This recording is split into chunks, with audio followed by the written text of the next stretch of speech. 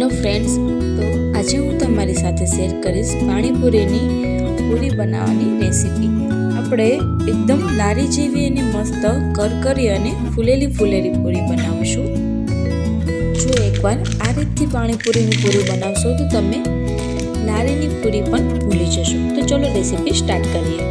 સૌપ્રથમ તો એક વાટકી જાડો રવો લેશું અને અડધી વાટકી ઝીણો ઘઉંનો લોટ લેશું અને થોડો એવા સાજીના ફૂલ એડ કરીને સરસ રીતે આપણે બધું મિક્સ કરી લઈશું। બધી જ વસ્તુ મિક્સ થઈ જાય ત્યારબાદ નવ શેકું પાણી ઉમેરતા જઈને આપણે મીડિયમ સોફ્ટ લોટ બાંધી લઈશું। સરસ રીતે પૂરીનો લોટ બંધાઈ જાય ત્યારબાદ આપણે છે તેને એક કોટનના કપડાથી ઢાંકી અને 20 થી 25 મિનિટ માટે રેસ્ટ આપી દઈશું અને ત્યારબાદ એને આપણે હાથેથી સરસ રીતે લોટને મસળી લઈશું।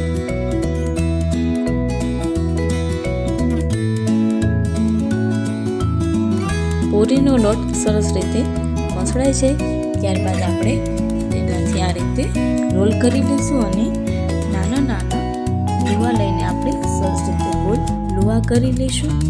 તો આપણે આ રીતે છે હાથની મદદથી પૂરીના લુવા કરી લઈશું અને ત્યારબાદ છે આપણે બધી જ પૂરીને હળવા હાથે આ રીતે મીડિયમ સાઇઝમાં વણી લઈશું।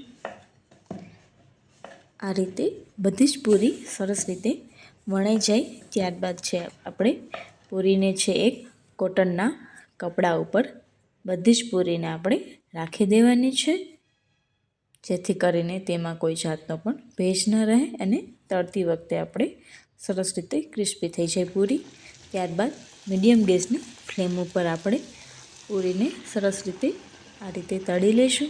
પૂરી જ્યાં સુધી ગોલ્ડન બ્રાઉન ન થાય ત્યાં સુધી તેને આપણે તળી લેવાની છે।